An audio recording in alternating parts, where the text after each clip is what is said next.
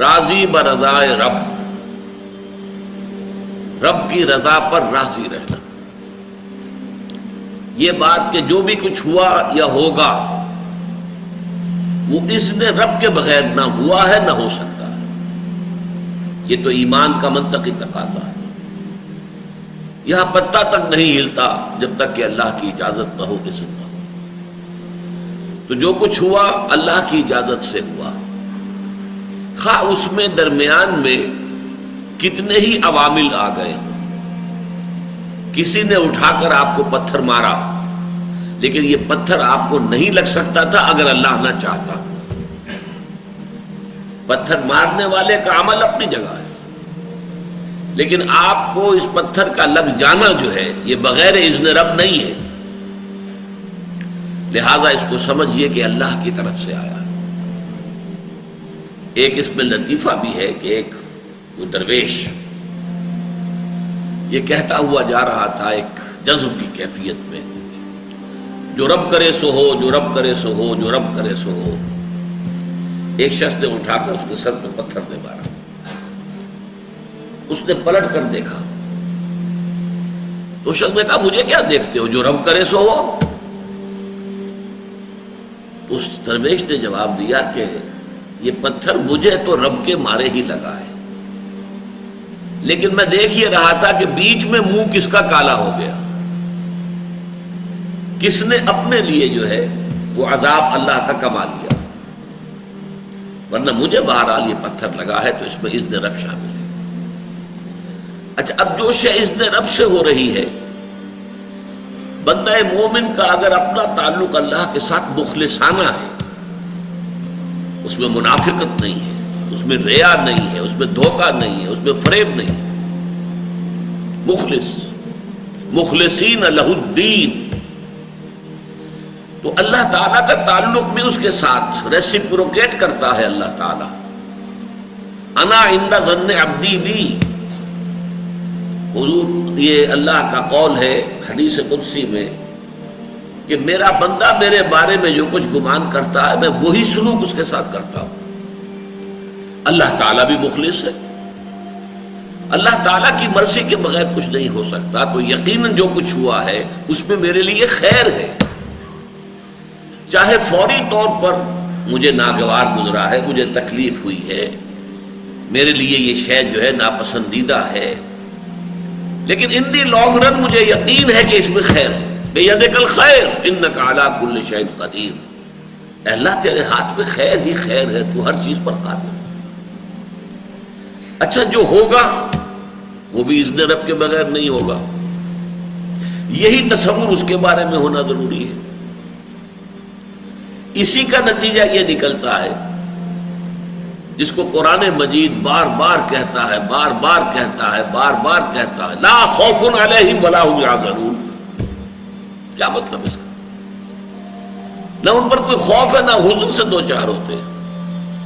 عام طور پر یہ سمجھا جاتا ہے کہ یہ آخرت میں ہوگا. آخرت میں تو بتمام و کمال ہوگا، دنیا میں بھی ہوتا ہے. خوف کس بات کا بھائی؟ ہوگا وہی جو میرا رب چاہے گا. وہ میرا دوست ہے، میں اس کا ولی، وہ میرا ولی. الا ان اولیاء اللہ لا خوف علیہم ولا هم یحزنون. جو اللہ کے ولی ہوتے ہیں، اللہ کے دوست ہوتے ہیں، ان کے نہ کوئی خوف ہوتا نہ حزن ہوتا. خوف کس بات کا؟ ہوگا وہ جو اللہ چاہے گا، اور جو کچھ اللہ چاہے گا اس میں کوئی نہ کوئی خیر ہوگا، چاہے فوری طور پر مجھے نظر نہ آئے. قرآن کہتا ہے سورہ بقرہ میں عسیٰ ان تکرہوا شیئا وہو خیر لکم وعسیٰ ان تحبوا شیئا وہو شر لکم. عین ممکن ہے کہ تم کسی چیز کو ناپسند کرو درحالے کہ اسی میں تمہارے لیے خیر ہو، اور عین ممکن ہے کہ تم کسی چیز کو پسند کرو درحالے کہ اس میں تمہارے لیے شر ہو. اللہ یعلم وانتم لا تعلمون. اللہ جانتا ہے، تم نہیں جانتے. تم افعال و اعمال و احوال و واقعات کے ظاہر کو دیکھتے ہو، اس سے متاثر ہو جاتے ہو.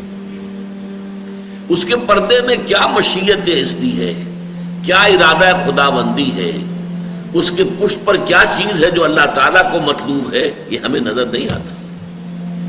وی آر شارٹ سائٹڈ. ہماری نگاہ جو ہے بس کچھ دور تک جاتی ہے، اس سے آگے نہیں جاتی.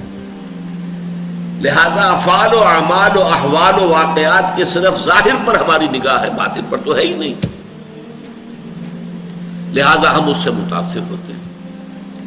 تو در حقیقت ایمان کا حاصل الا ان اولیاء اللہ لا خوف علیہم ولا هم یحزنون.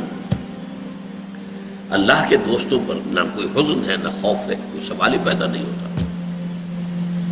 اسی طریقے سے قرآن مجید جو ہے بلند ترین مقام جو انسان کا ہو سکتا ہے، اس کی تعبیر کے لیے الفاظ استعمال کرتا ہے رضی اللہ عنہم ورضوا عنہ.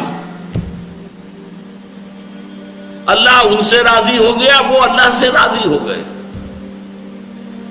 یہ باہمی رضامندی ہے، دو طرفہ اللہ کے ساتھ تعلق ہوتا ہے، دو طرفہ تعلق ہوتا ہے. تم اللہ سے محبت کرو گے، اللہ تم سے محبت کرے. تم اللہ کے ساتھ مخلص ہوگے، اللہ تعالیٰ تمہیں واقعتاً اپنا مخلص بندہ بنا لے گا. تم اللہ کی طرف چل کر آؤ گے، اللہ تمہاری طرف دوڑ کر آئے گا. تم بارش برآؤ گے، اللہ ہاتھ بڑھائے گا. تم اسے محفل میں یاد کرو گے، اللہ اس سے کہیں بہتر محفل میں تمہارا تذکرہ کرے گا، ملائکہ مقربین کی محفل میں. تم اللہ کو اپنے دل میں یاد کرو گے، اللہ اپنے جی میں تمہیں یاد کرے گا. یہ دو طرفہ معاملہ ہے. تم اللہ کی مدد کرو گے، اللہ تمہاری مدد کرے گا. ان تنصروا اللہ ینصرکم ویثبت اقدامکم. اگر تم اللہ کی مدد کرو گے، اللہ کی مدد سے مراد کیا؟ اللہ کے دین کی مدد، اس کی نصرت. اللہ تمہاری مدد کرے گا. یہ رضی اللہ عنہم ورضوا عنہ سورہ مائدہ میں بھی آ رہا ہے، سورہ توبہ میں، سورہ مجادلہ میں، سورہ بینہ میں 4 مرتبہ.